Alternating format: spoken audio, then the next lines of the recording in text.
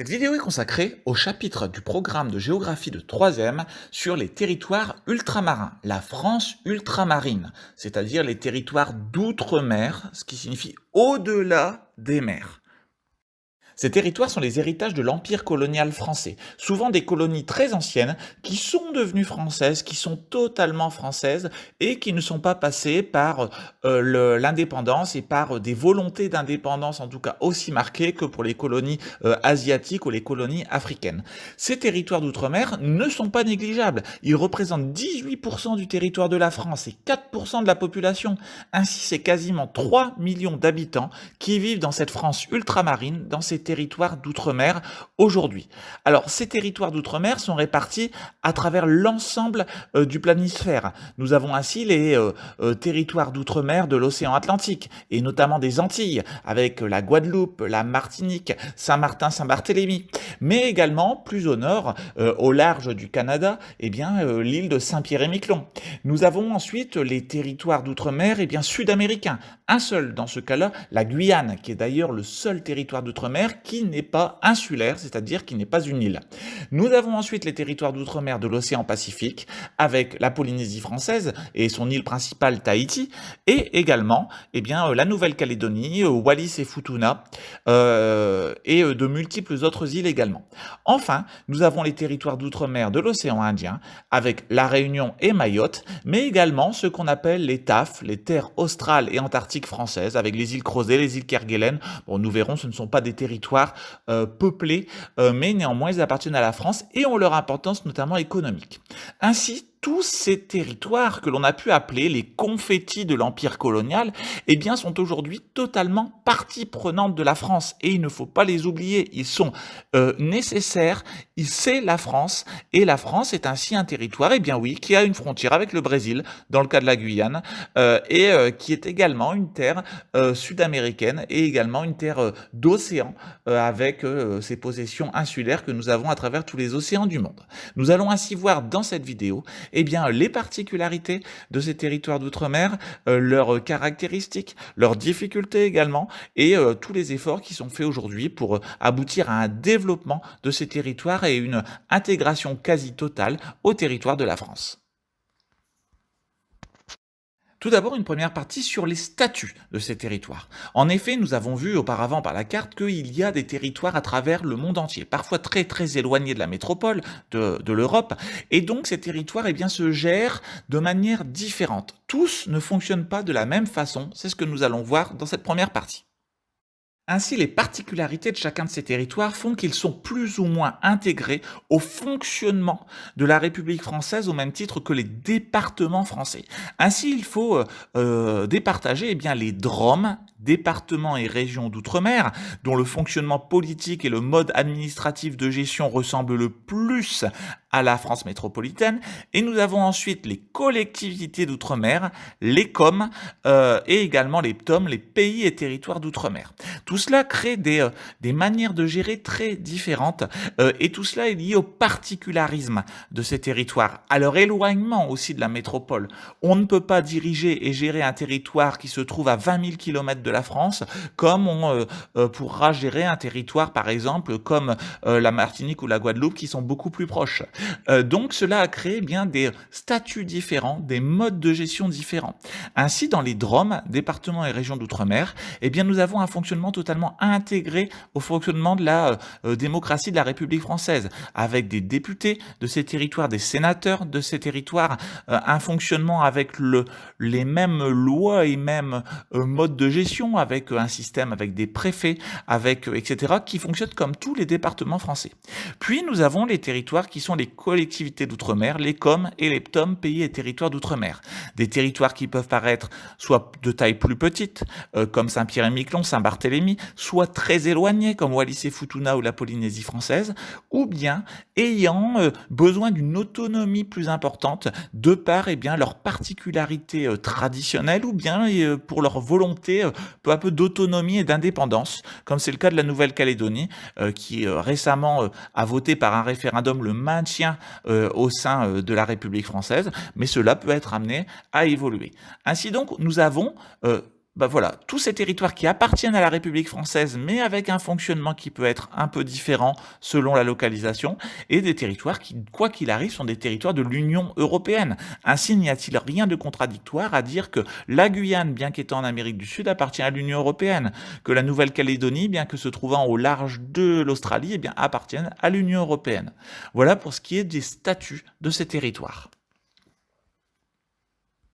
Les localisations très différentes de ces territoires, départements et régions d'outre-mer et territoires d'outre-mer, eh bien, a pour conséquence eh bien, que l'on a des milieux naturels très très variés, ce qui va créer en termes climatiques, en termes également d'adaptation au milieu, au relief, eh bien, des situations très différentes en fonction du territoire qui est concerné. Beaucoup de ces territoires d'outre-mer eh bien, sont des territoires situés en zone tropicale. Nous avons ainsi eh bien, des paysages et des milieux naturels qui sont propres aux régions intertropicales, donc comme ici avec les plages de sable de Martinique ou de Guadeloupe, mais également qui se caractérise par un fonctionnement en deux saisons, c'est-à-dire une partie de l'année qui est la saison humide, une partie de l'année qui est la saison sèche. Cela a une influence évidemment sur les pratiques agricoles, cela a une influence sur les saisons touristiques, et c'est pour cela que nous l'évoquons. Les milieux naturels peuvent être aussi des milieux volcaniques. Beaucoup de ces départements, régions, territoires d'outre-mer eh bien, sont des territoires volcaniques. Cela peut être le cas comme des atolls. Ici, hein, nous sommes en Polynésie française, qui ont formé eh bien, les fameux lagons. Ces lagons, avec ces eaux paradisiaques d'une clarté incroyable, qui sont également, eh bien, nous le verrons, des atouts touristiques importants.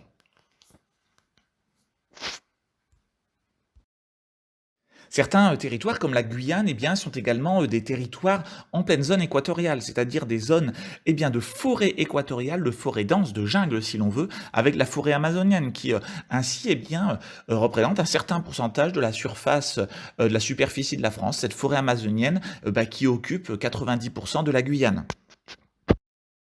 Mais cette France ultramarine, eh bien, c'est aussi des territoires du froid, comme ici dans le cas de Saint-Pierre-et-Miquelon, au large du Canada, hein, qui est une île bien, en zone tempérée, mais qui connaît eh bien, des froids très très importants, puisque nous sommes ici sur des latitudes assez élevées, et avec des modes de vie forcément totalement différents. Il en va de même si nous allons sur les îles Kerguelen, ces îles des territoires des terres australes françaises, donc à proximité de l'Antarctique, et bien évidemment où les conditions sont fort différentes. Ainsi, la particularité de cette France ultramarine, c'est qu'elle est vaste, elle est grande. 3 millions d'habitants à peu près, 18% de la superficie de la France, mais absolument bien des situations qui sont totalement différentes. Nous avons à la fois ainsi des régions équatoriales avec une seule saison et des milieux naturels de forêts denses et de forêts amazoniennes, forêts équatoriales, des territoires tropicaux, mais également eh bien, des terres froides, qu'il s'agisse des terres froides australes du sud ou boréales vers le nord. Ainsi, cela crée une multiplicité de situations et des vies totalement différentes selon que l'on vive à Saint-Pierre-et-Miquelon ou à Tahiti par exemple. Cette multiplicité des milieux que nous avons pu observer auparavant dans le Grand 2 eh bien, va se lier à une multiplicité des populations locales. Ainsi, on ne peut pas dire la France ultramarine, la France d'outre-mer en un seul bloc. Nous avons des milieux différents, des populations différentes, et il convient de dissocier eh bien, l'ensemble des situations. Un exemple emblématique est évidemment la Réunion. La Réunion qui est une île que l'on appelle une île cosmopolite, c'est-à-dire avec des origines fort différentes, qui est liée à son histoire, liée à la colonisation, liée aux arrivées de populations migrantes à telle ou telle période, qui permet de créer bien une nation réunionnaise très variée. Vous avez ici sur ce graphe de la Réunion eh bien, tous les peuples différents qui peuvent se réunir, toutes les religions et traditions différentes. Nous avons ainsi aussi bien des populations chinoises. Vous trouverez ainsi eh bien, à La Réunion des temples de religion bouddhiste par exemple, ou bien des populations plutôt hindouistes issues d'Inde. Vous aurez également des mosquées pour les populations plutôt d'origine arabe. Vous aurez des églises pour les oreilles, pour les populations blanches. Et puis des populations noires de diverses origines, soit venues d'Afrique, soit qui sont originaires de La Réunion. Ainsi, cela crée une population cosmopolite, une population très diverse, mais qui vit admirablement bien à La Réunion. Si un jour vous avez l'occasion de vous rendre sur cette île merveilleuse, eh bien vous pourrez voir l'entente qui existe au sein de cette île. Mais nous avons également en France eh bien, les traditions de l'océan Pacifique, les traditions eh bien, des différents peuples des archipels de l'océan Pacifique. Il s'agisse des peuples maoris, avec les traditions maoraises. Ici, nous sommes à Wallis et Futuna, qui font partie de la France. Nous avons ici eh bien, la vision d'une France qui est multiple. La France, voilà, ce n'est pas des gens qui sont blancs, qui sont catholiques, qui vivent en Europe. Non, cela peut être à la fois des hindouistes de la Réunion, cela peut être des peuples qui vivent selon les traditions de l'océan Pacifique, cela peut être eh bien, également des traditions de la Polynésie. Bref, la France est totalement multiple et cela, il faut le reconnaître et le savoir afin d'éviter eh bien, les caricatures qui verraient la France eh bien, uniquement comme une nation blanche et chrétienne. Non, la France est totalement multiple, aussi bien au niveau bien de ses origines, de ses couleurs de peau, de ses religions, de sa tradition, et il est important de prendre en compte l'ensemble de ces particularités pour une vie commune qui soit bonne et en harmonie. Ainsi, la Polynésie française est particulièrement intéressante avec ses traditions, alors traditions que nous pourrions appeler traditions folkloriques si l'on veut, mais il est important de savoir qu'en Polynésie française, il existe toujours un roi au sein de la République française, ce qui peut paraître un petit peu contradictoire, un petit peu étonnant, mais c'est le respect des particularités et des traditions de la Polynésie française au sein de notre République. Les particularités de la France ultramarine pourraient se voir aussi dans les écoles. Des écoles avec des fonctionnements qui peuvent être différents, même si les programmes sont majoritairement les mêmes, avec des vacances scolaires qui ne sont pas les mêmes. Ainsi, à Wallis et Futuna, les vacances et les grandes vacances ont lieu en hiver, en janvier et février, parce qu'à Wallis et Futuna, cela correspond eh bien, à leur été, à eux, les saisons étant inversées entre l'hémisphère nord et l'hémisphère sud. Mais nous avons également le fonctionnement un peu en uniforme au niveau de la Guadeloupe, la Martinique et des Antilles, avec des t-shirts de couleurs différentes selon les niveaux de classe. Donc, tout cela fait la France, une France variée, une France multiple, aux cultures et aux traditions, eh bien, qui sont partie prenante eh bien, de notre identité également française. Mais comme nous l'avions vu sur la carte de début de ce chapitre, eh bien, la plupart des territoires de cette France ultramarine sont des îles, ce qui pose la question de l'insularité. L'insularité, c'est le fait d'être une île. Et être dans une situation d'insularité, cela crée une problématique complexe. En effet, on ne peut pas considérer que être une île, fonctionner sous forme d'archipel, eh bien, ne crée pas eh bien, de difficultés, ne crée pas des problématiques différentes qu'il faut forcément gérer au sein de la République française.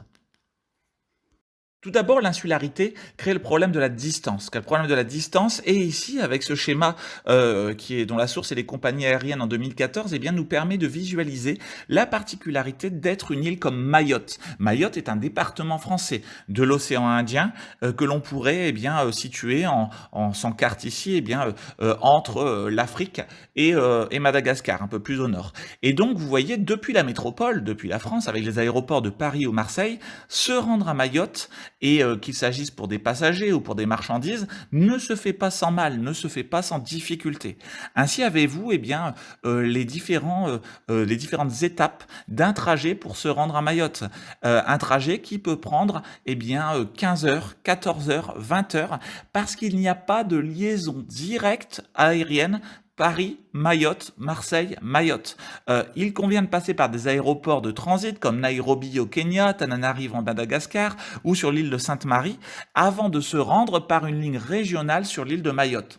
Cela crée des difficultés. Cela va créer des difficultés pour le transport des populations, pour les échanges qui ne sont pas négligeables et sont à prendre en compte. Cet éloignement et cette difficulté de liaison peuvent ensuite eh bien, créer des difficultés importantes que nous détaillerons par la suite. J'évoquais tout à l'heure dans les particularités de la France ultramarine, eh bien l'impact de la distance en plus de l'impact de l'insularité. Comme nous pouvons le voir sur ce planisphère, nous avons le détail des distances qui justifient également eh bien, la difficulté de communication pouvant exister, de transport, d'échange entre la métropole, la France européenne et ses territoires d'outre-mer, qui peuvent se situer à 22 000 km de là, quasiment à l'autre bout du monde, ce que l'on dit, on appelle aux antipodes, pour Wallis et Futuna ou la Nouvelle-Calédonie, ou bien à 17 000 km pour la Polynésie française, et même pour des territoires, nous l'avons vu comme Mayotte, situé à un peu moins de 9 000 km, ou la Réunion à 9 300 km, eh bien, cette insularité, cet éloignement crée des difficultés qui peuvent être liées aux tarifs des déplacements. Ainsi, les billets d'avion pour se rendre en métropole sont-ils particulièrement à des prix élevés. Cela peut également se trouver, mais nous le verrons par la suite, sur les tarifs des produits que l'on va trouver dans les magasins, qui produits venant de la métropole et qui forcément vont se retrouver à des prix plus élevés du fait du transport et des difficultés de liaison pouvant exister entre la France ultramarine et le territoire métropolitain. Cet éloignement, cette insularité crée donc forcément des difficultés qui sont importantes. Cet éloignement crée ainsi eh bien, des conditions de vie et un coût de la vie outre-mer plus élevé qu'en métropole, pour les produits alimentaires notamment. En effet, si un jour vous vivez dans ces territoires d'outre-mer ou vous vous y rendez en vacances, eh bien, vous découvrirez que dans les supermarchés, eh bien, vous allez avoir accès aux fruits, aux légumes locaux, qui sont à des prix qui sont tout à fait corrects. Mais si vous souhaitez vous acheter des yaourts Yoplait, si vous souhaitez vous acheter un camembert de Normandie, si vous souhaitez acheter des produits de votre quotidien à l'autre bout du monde, cela va vous coûter beaucoup plus cher. Mais de façon générale, eh bien, le coût de la vie est beaucoup plus important. Ainsi, sur ce graphique, vous pouvez représenter par différents pictogrammes, produits alimentaires, loyers, santé, et le coût de la vie moyen, eh bien, la différence de prix existant entre la métropole, qui se situe tout en bas de ce graphique, et les ici différents départements d'outre-mer, la Martinique, la Guadeloupe, la Guyane, la Réunion et Mayotte. Ainsi, nous pouvons repérer qu'en Martinique, les produits alimentaires coûtent 38% de plus qu'en métropole, 33% en Guadeloupe, 34% en Guyane, que en Martinique, les frais de santé sont 15% plus élevés qu'en métropole, que les loyers coûtent 10% de plus qu'en métropole, alors que les salaires sont les mêmes qu'en métropole. Le SMIC horaire est le même, le RSA est le même, donc cela crée forcément des difficultés dans le coût de la vie et le confort de vie, le pouvoir d'achat des populations de la France ultramarine. Nous avons eu au cours des 15 dernières années à plusieurs reprises des manifestations, des mouvements sociaux dans les territoires d'outre-mer protestant contre cette inégalité entre en quelque sorte deux types de citoyens français, les citoyens français de métropole et les citoyens français des territoires d'outre-mer qui n'auraient pas les mêmes chances d'une certaine façon, étant donné qu'ils sont exposés à des coûts de vie totalement différents. Cela est une des problématiques liées à l'insularité, à l'éloignement, aux difficultés de liaison et de transport de marchandises, et également eh bien, de l'encadrement sanitaire, par exemple, des populations, des difficultés parfois eh bien, de connexion entre les différentes parties de ces territoires, font que les coûts de la vie, le coût de la vie eh bien, est très différent. Si vous souhaitez acheter donc des yaourts, des produits laitiers, du ketchup, bref, les produits fabriqués eh bien, en métropole, en Europe ou dans d'autres parties du monde, vous paierez beaucoup plus cher que en métropole. Cela est ainsi une problématique liée à l'insularité qui prend une part très importante dans la vie des populations de la France ultramarine.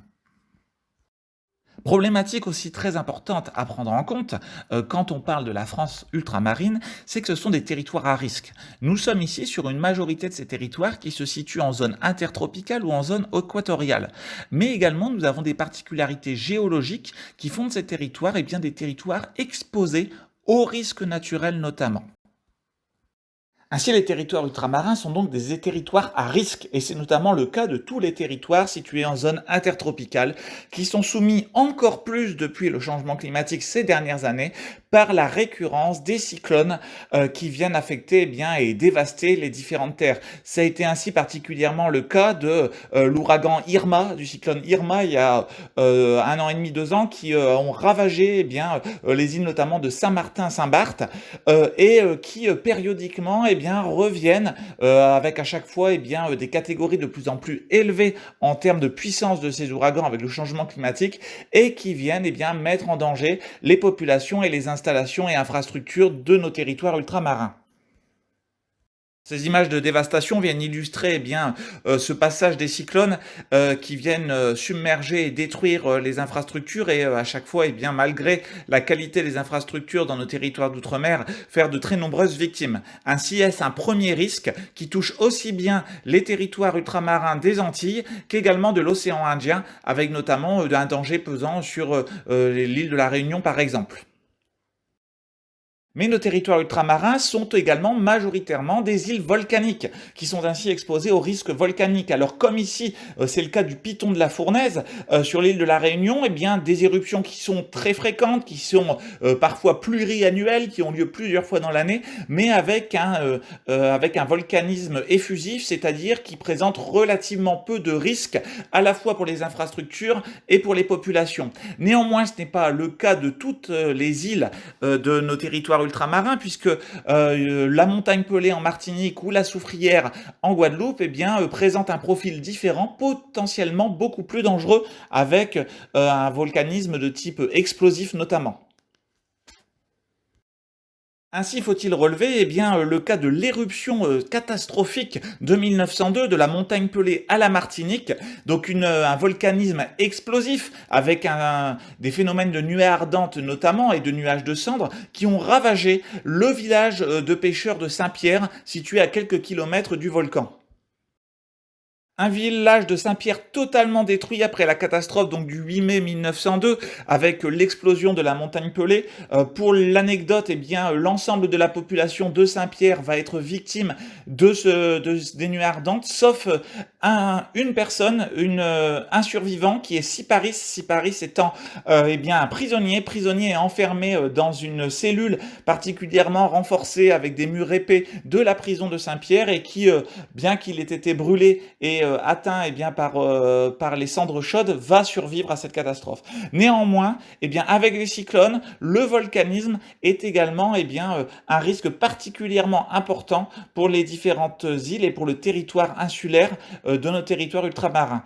Ainsi, comme nous l'avons vu en évoquant cette France des océans, cette France d'Amérique du Sud pour la Guyane, notre territoire français est soumis au risque volcanique, est soumis au risque des ouragans, même si effectivement en France métropolitaine il n'y a plus de volcans actifs. Ce n'est pas du tout le cas pour les populations, nos 3 millions de Français des territoires ultramarins qui eux sont soumis à ces risques particulièrement importants, risques majeurs.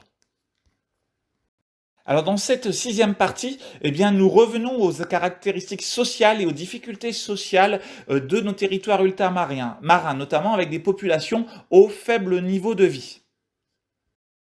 Ainsi, les populations de nos territoires d'outre-mer sont particulièrement des populations connaissant les phénomènes notamment de la pauvreté. Ainsi, vous avez ici des informations sur le taux de pauvreté dans les départements d'outre-mer et on peut repérer que 40% de la population de la Réunion vit sous le seuil de pauvreté, 32% en Martinique, 19 et 44% pour la Guadeloupe et la Guyane, et pour Mayotte, il n'y a pas d'information, mais celui-ci est beaucoup plus important encore. Ainsi, nos territoires d'outre-mer connaissent des situations sociales qui peuvent être compliquées, avec une situation liée à l'emploi qui est complexe, peu d'emplois présents et pas forcément une activité économique très développée qui entraîne des taux de pauvreté qui sont particulièrement importants. Les taux de chômage sont ainsi particulièrement édifiants. Sur ce graphique, nous pouvons avoir comme on va dire, borne qui va nous permettre de mieux comprendre l'importance des phénomènes de chômage dans les départements ultramarins. Vous avez la courbe, le diagramme de la métropole qui se tourne autour de 10% de chômage moyen. Et nous avons ensuite tous les territoires ultramarins qui dépassent ce taux de chômage qui est celui de la métropole. Saint-Martin, 33% de chômage. chômage, la Réunion 24%, Mayotte 23%, la Guadeloupe 23% également, la Guyane 22%, la Polynésie quasiment le même chiffre, donc avec des taux de chômage qui sont particulièrement importants, c'est-à-dire des populations qui vont vivre grâce aux aides sociales, notamment au RSA, et qui vivent avec des revenus qui sont très très faibles. Cela est donc à nouveau à mettre en parallèle avec la faiblesse parfois du tissu économique, du nombre d'entreprises, de l'activité industrielle également, et la dépendance soit des emplois publics, des emplois au niveau des hôpitaux, de la fonction publique, des emplois de fonctionnaires, ou bien des emplois saisonniers liés notamment à l'activité touristique, des emplois qui peuvent être très variables en fonction des années. L'indication qui est le PIB par habitant, c'est-à-dire la richesse produite par habitant en 2015, est ainsi particulièrement intéressant également. Nous pouvons donc voir que tous les territoires ultramarins français se situent sous la métropole, sauf Saint-Barthélemy, qui est une île particulièrement riche, qui est en quelque sorte l'île des grandes fortunes, qui font construire des villas et donc qui ont une richesse particulièrement forte et un tourisme haut de gamme particulièrement rémunérateur. Sinon, la plupart des îles sont particulièrement pauvres en termes de production de richesse annuelle. La Nouvelle-Calédonie est celle qui produit le plus, nous en parlerons, mais grâce à des activités industrielles et notamment de l'extraction de minerais, le nickel particulièrement forte. Mais sinon, au fur et à mesure, on descend jusqu'à Saint-Martin, Wallis et Futuna ou Mayotte, qui ont une production de richesse très très très faible. Donc tout cela, tous ces indicateurs que nous avons pu voir, qu'il s'agisse du taux de pauvreté, du taux de chômage, du PIB par habitant, semblent conforter notre vision des territoires ultramarins comme des territoires en difficulté économique et qui doivent être pris en charge par l'État français afin d'essayer de régulariser la situation, de faire disparaître ces inégalités, en tout cas de ramener plus d'égalité au sein de ces territoires français. Cette une de France Antilles, le grand média antillais, est particulièrement intéressant. 100 000 pauvres en Guadeloupe, ce qui est incroyable étant donné que la population guadeloupéenne est autour de 390 000 habitants. Cela veut dire qu'un habitant sur 4 en Guadeloupe est pauvre. Comparé au reste de la France, les Guadeloupéens sont encore plus pauvres. Le seuil de pauvreté est plus bas dans l'archipel. Les personnes âgées et les jeunes actifs sont désormais touchés, comme l'indiquent les différentes rubriques de ce numéro de France Antilles. Ainsi, les difficultés sociales semblent s'accumuler sur certains de nos territoires ultramarins, liés, comme on l'a dit, à plusieurs facteurs.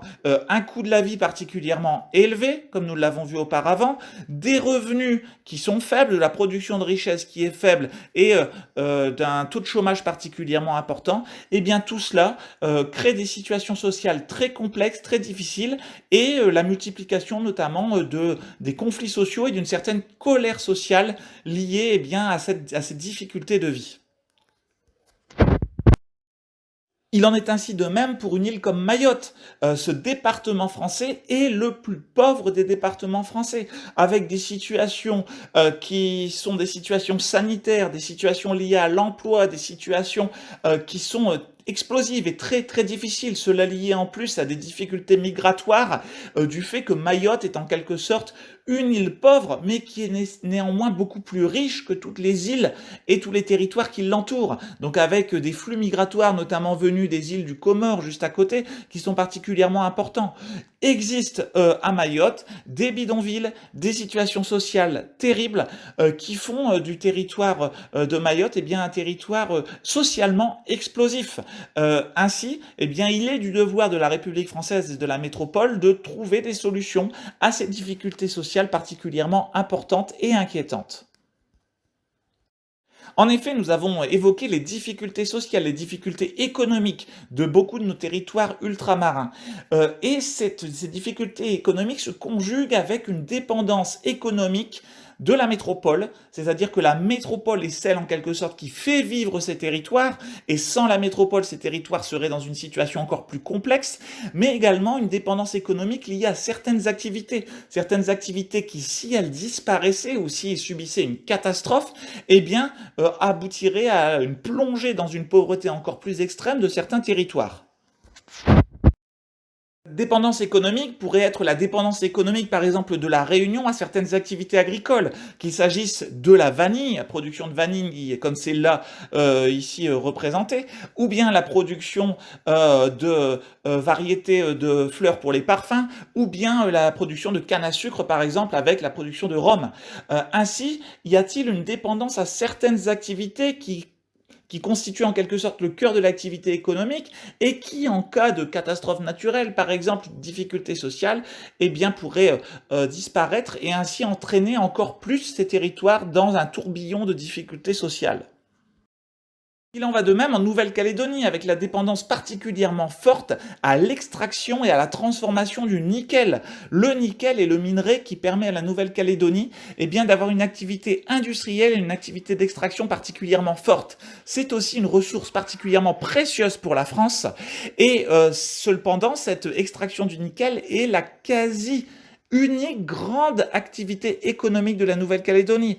En cas de difficulté sur cette extraction, en cas d'appauvrissement des gisements, cela pourrait amener la Nouvelle-Calédonie à rencontrer de grosses difficultés économiques. Afin d'illustrer cette extraction du nickel, voici un gisement et donc des carrières d'extraction du nickel en Nouvelle-Calédonie.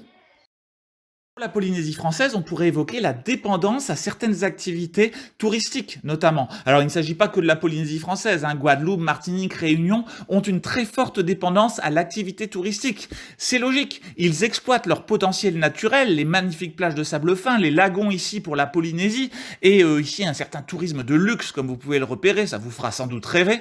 Mais il suffit d'une catastrophe naturelle, d'une crise économique, d'un virus, comme c'est le cas actuellement avec l'épidémie du Covid-19 pour que ces activités se tarissent, que les flux de touristes ne viennent plus dans les territoires et à ce moment-là cela entraînera la mise au chômage des populations qui devaient travailler dans cette activité et l'absence de rémunération pour les infrastructures hôtelières, les restaurants, etc. sur place.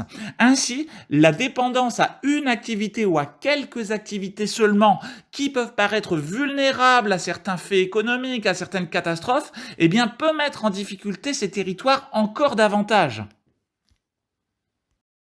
Pour la Guyane, on pourrait parler d'une dépendance aux activités liées à l'aérospatiale, avec la base de lancement de Kourou, où sont lancées donc les fusées Ariane et où se trouve l'antenne de l'Agence spatiale européenne et du CNES, le centre spatial français, et qui emploie ainsi des milliers de personnes dans ce territoire sud-américain aux activités économiques relativement faibles.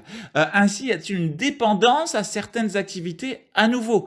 Alors, la dépendance que nous avons pu voir au tourisme, à certaines activités agricoles, à certaines activités d'extraction, se double d'une dépendance aux emplois publics, c'est-à-dire une dépendance aux emplois de l'État, qu'il s'agisse des emplois dans les hôpitaux, des emplois dans les commissariats, la gendarmerie, dans les écoles, ces emplois de fonctionnaires qui permettent de donner du travail aux populations, mais également en quelque sorte de donner un certain niveau de vie à certaines populations et à faire fonctionner le marché intérieur, le marché et la consommation sur les îles, dépend de l'État et donc de la métropole.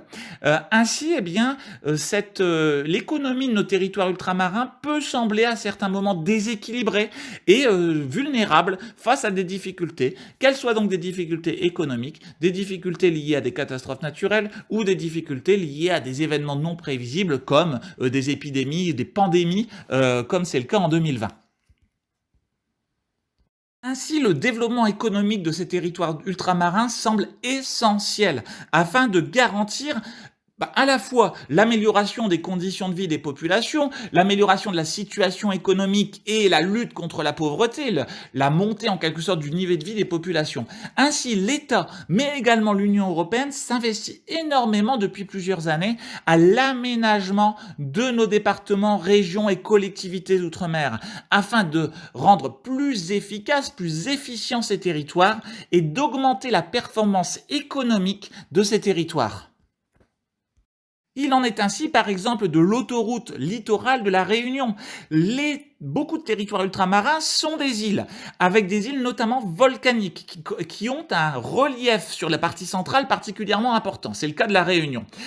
Une activité économique également à la Réunion qui est tournée autour du tourisme et qui nécessite donc des infrastructures de déplacement, des infrastructures pour les activités touristiques particulièrement intéressantes et importantes.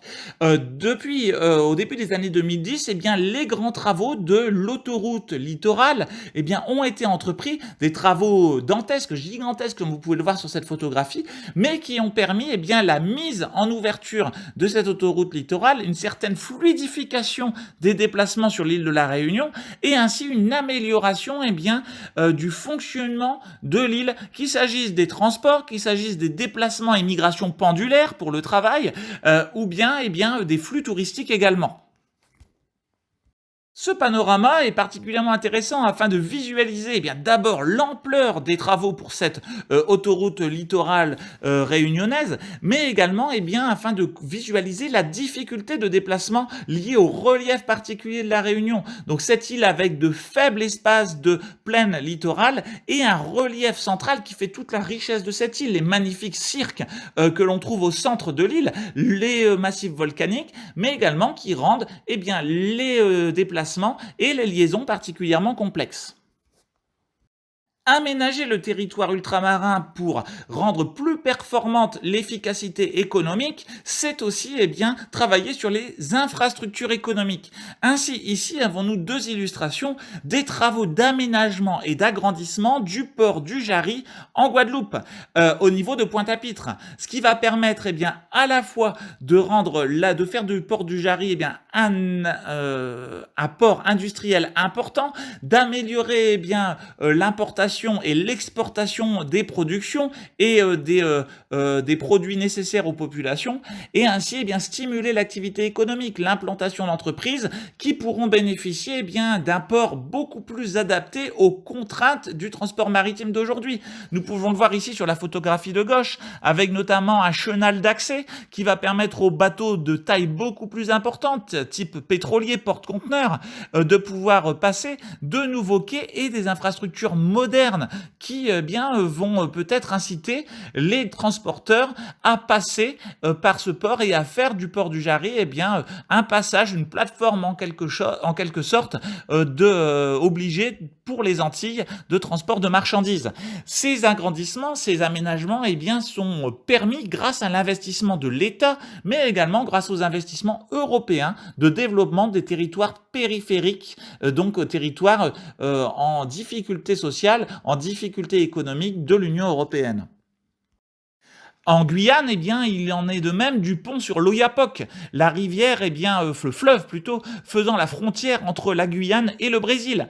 Un pont donc qui a été construit grâce à l'investissement public, à l'investissement de l'État, et qui a permis la liaison entre le Brésil et la Guyane, ce qui permet de développer et de stimuler les échanges entre les deux pays. Donc entre le Brésil, qui est le géant économique de l'Amérique du Sud, et la Guyane, qui est donc notre territoire ultramarin d'Amérique du Sud. Ces investissements sont possibles donc en partie également par les aides de ce qu'on appelle les fonds structurels européens et notamment les aides du FEDER, le Fonds européen de développement régional, qui sont ces aides comme vous pouvez le voir sur cette carte qui touchent les pays en violet ici qui sont les territoires les moins développés où le PIB par habitant est inférieur à 75% de la moyenne européenne. Nous avions évoqué dans le chapitre sur l'Europe le fait que certains territoires de la France métropolitaine avait été la cible de ces aides européennes, notamment le bassin minier du Nord-Pas-de-Calais au moment de sa reconversion et de son adaptation à de nouvelles activités économiques. Aujourd'hui, les aides européennes touchent évidemment certains territoires qui sont particulièrement en retard de développement, comme les territoires d'Europe de l'Est, certains territoires encore aujourd'hui espagnols, portugais ou d'Italie du Sud, mais également la quasi-totalité de nos territoires ultramarins. Ainsi, la Guadeloupe, la Guyane, la Réunion, Mayotte, vont recevoir ces aides des fonds structurels européens qui se chiffrent en centaines de millions d'euros afin de permettre de grands projets de développement d'avoir lieu. Ainsi, comme le montre ici ce document sur les fonds européens de développement régional, le FEDER, sur la période 2014-2020 en France, eh bien 9,5 milliards d'euros gérés par les conseils régionaux, donc pour Mayotte, Saint-Martin, donc pour les territoires ultramarins, et des interventions du FEDER donc, qui vont permettre de travailler sur la recherche, le développement technologique, l'innovation, l'accès aux technologies de l'information et de la communication, ce qui va permettre également d'inciter les entreprises et les populations à s'installer sur ces territoires avec une connexion au numérique particulièrement intéressante, des aides pour renforcer la compétitivité des petites et moyennes entreprises, des PME, afin que les chefs d'entreprise locaux puissent se développer, et également des aides pour soutenir la transition vers une économie durable, une économie respectueuse de l'environnement dans ces territoires qui sont généralement des territoires magnifiques en termes de faune et de flore.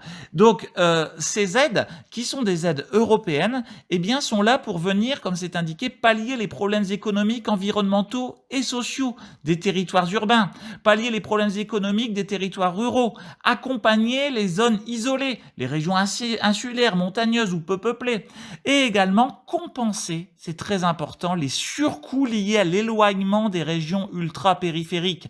Dans la partie sur l'insularité, nous avons insisté sur le particularisme d'être une île, d'être dans une situation d'éloignement, une situation périphérique au cœur du pays en quelque sorte, comme c'est le cas pour beaucoup de ces territoires ultramarins. Ainsi, les aides de l'Union européenne viennent compenser les surcoûts, notamment en termes de coûts des marchandises, des matériaux et des denrées de première nécessité pour ces populations.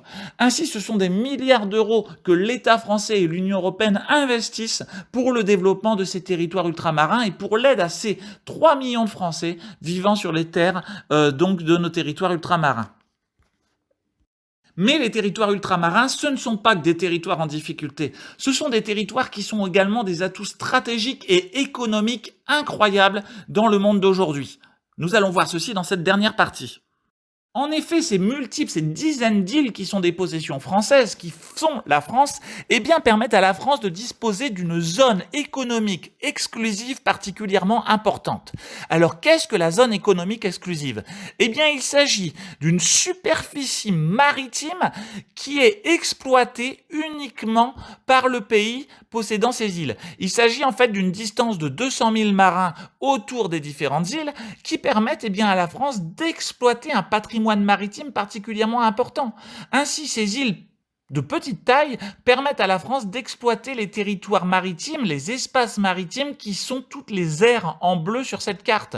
Ainsi, nous allons en parler, mais des îles non peuplées, des territoires, des terres australes françaises comme les îles Crozet, les îles Kerguelen entre l'océan Indien et l'Antarctique, permettent à la France de pouvoir exploiter, notamment par exemple pour la pêche, des territoires maritimes particulièrement larges. La Polynésie, avec ses centaines d'îles, permettent à la France de posséder un espace maritime exclusif, c'est-à-dire qu'elle est la seule à pouvoir exploiter, particulièrement important dans l'océan Pacifique. Nous allons voir ça avec l'exemple juste après de l'îlot de Clipperton au large du Mexique dans l'océan Pacifique. Mais tout d'abord, ce schéma de la zone économique exclusive de la Guyane est particulièrement intéressant et va vous permettre de comprendre l'intérêt pour un pays de disposer de ces zones économiques exclusives. Ainsi, avons-nous au sud-ouest sur cette carte, tout en bas à gauche, le territoire guyanais. Et nous avons, entouré par du bleu, toute la zone économique exclusive que la France peut exploiter. Nous avons au large de la Guyane, notamment beaucoup de puits de pétrole, des gisements de pétrole particulièrement intéressants. Ainsi, la France va pouvoir louer et attribuer des concessions contre évidemment de l'argent et une rémunération et des bénéfices à des grandes entreprises d'extraction pétrolière.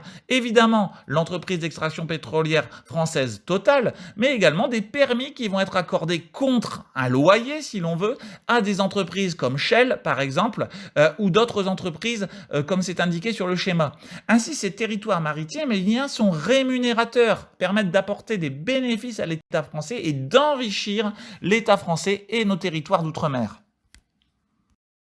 Voici ici un exemple, par exemple, de plateformes pétrolières qui permettent l'extraction de pétrole au niveau des fonds marins ou éventuellement de gaz, de gisements gaziers également. Cela donc dans les zones économiques exclusives, les ZEE, de nos territoires ultramarins. Est ainsi particulièrement intéressant le cas de l'îlot de Clipperton, dont vous avez peut-être déjà entendu parler, en cinquième notamment. Cet îlot est une possession française. Une possession française qui, en termes de population, est égale à rien. C'est-à-dire que l'îlot de Clipperton est inhabité, mais pourtant, eh bien, il permet à la France de bénéficier d'un atout incroyable que nous allons voir dans la diapo suivante.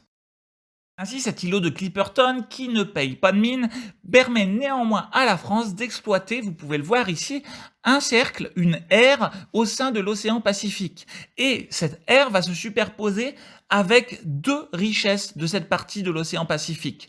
Les zones de la pêche tonnière, donc un intérêt au niveau de la pêche, mais surtout aujourd'hui, dans le monde d'aujourd'hui, eh bien un intérêt parce que cette aire exploitée par la France autour de l'îlot de Clipperton est une aire riche en dépôts de nodules polymétalliques.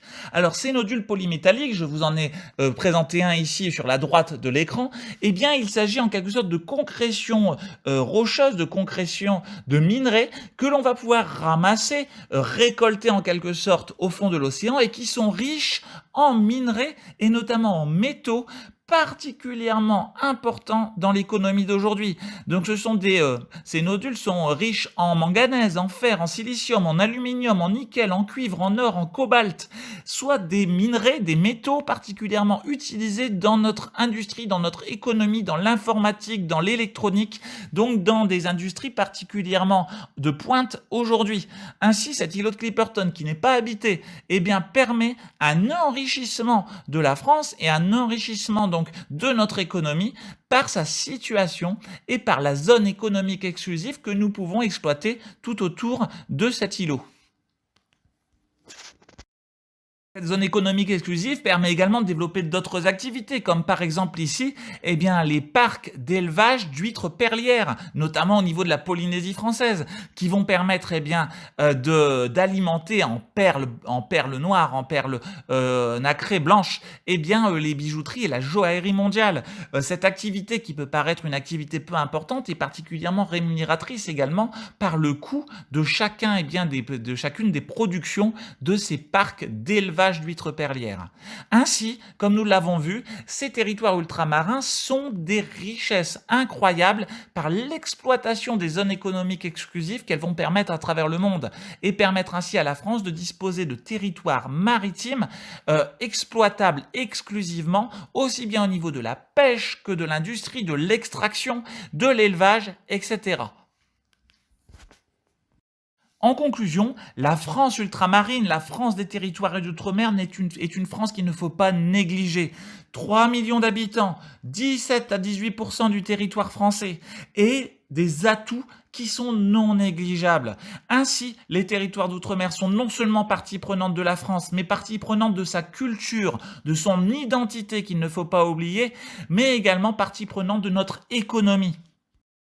Néanmoins, comme le représente ce croquis de l'Organisation spatiale d'un territoire ultramarin appartenant à l'Union européenne, eh bien, nous allons nous intéresser surtout à la légende, ces espaces ont des points communs, des particularités communes. Ce sont d'abord des espaces de forte densité littorale, où les populations vont venir se masser sur le littoral, liés notamment aux échanges possibles à partir du littoral, mais également aux activités touristiques, par exemple. Nous avons un milieu insulaire qui est contraignant, avec notamment les risques majeurs, les cyclones tropicaux ou les volcans actifs. Une économie qui peut être fragile et dépendante. Dépendante et fragile parce s'est développé une agriculture de plantation, notamment la plantation de canne à sucre, les plantations de vanille, nous l'avons vu, d'un tourisme qui est une activité particulièrement vulnérable et dépendante eh bien, des crises économiques ou des risques comme les risques de pandémie ou de blocage de l'activité touristique, des échanges qui sont déséquilibrés avec la métropole, avec une métropole qui alimente en produits eh bien, ces territoires ultramarins, tandis que les territoires ultramarins eh bien, exportent relativement peu, et également eh bien, une problématique de l'éloignement qui est particulièrement importante et qui entraîne des retards de développement qu'aujourd'hui, eh bien, l'Union européenne et la République essaient de compenser. On parle dans la légende de cordon ombilical avec la métropole, comme si, eh bien, certains de ces territoires ultramarins étaient alimentés par un cordon qui les reliait à la métropole, un cordon ombilical, comme le cordon ombilical relie l'enfant qui va naître à sa mère, qui la nourrit ainsi, comme si eh bien, il y avait une forme d'alimentation économique, en quelque sorte, de ces territoires ultramarins par les liaisons avec la métropole. Ainsi, ces territoires sont à la fois des richesses, donc on l'a dit, culturelles, identitaires, économiques, mais avec des vulnérabilités et des fragilités que aujourd'hui, eh bien, la France, par notamment sa politique d'aménagement, eh bien, doit venir compenser. Cette carte mentale est une autre manière de voir eh bien, l'ensemble de la problématique liée au territoire ultramarin. Donc des caractéristiques communes, éloignement de la métropole mais un attachement à la République, une forte exposition aux aléas et aux risques naturels, une grande biodiversité, la forêt amazonienne, les récifs coralliens, les lagons, etc. Des liens étroits avec la métropole et l'Union européenne, les liaisons aériennes, les échanges commerciaux, les aides de la métropole et de l'Union européenne, et une faible intégration régionale, c'est-à-dire que ces territoires eh bien, échangent peu avec les autres îles ou les autres territoires de leur espace, qu'il s'agisse des Antilles, de l'océan Indien, de l'océan Pacifique. Et des aménagements spécifiques et nécessaires pour réduire la discontinuité géographique, c'est-à-dire éviter que le lien puisse se casser en quelque sorte au sein de ces territoires avec la métropole, mais aussi entre les différentes parties de ces îles, donc le développement des infrastructures de transport, les aéroports, les ports, les ponts, nous l'avons vu, qu'il s'agisse de l'autoroute littorale de la Réunion, du port du Jarry en Guadeloupe ou du pont sur l'Oyapock en Guyane.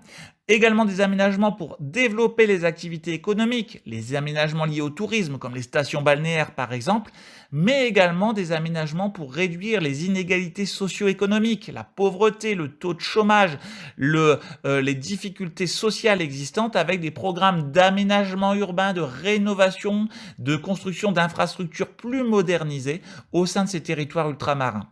Je pense que vous avez au cours de cette vidéo découvert beaucoup de choses si vous n'aviez jamais voyagé dans un de ces territoires d'outre-mer. La France ainsi eh bien, est totalement doit totalement avoir conscience de l'importance de ces territoires, que ces territoires sont la France, que les habitants de ces territoires sont des Français à part entière, autant qu'un habitant des Hauts-de-France, de l'Est, du Grand Est ou de la Nouvelle-Aquitaine, et des problématiques particulières liées eh bien, à la situation et au contexte de ces territoires ultramarins. Voilà, à très bientôt pour une nouvelle vidéo qui reprendra notamment dans la thématique de l'influence de la France dans le monde, en partie ses territoires d'outre-mer.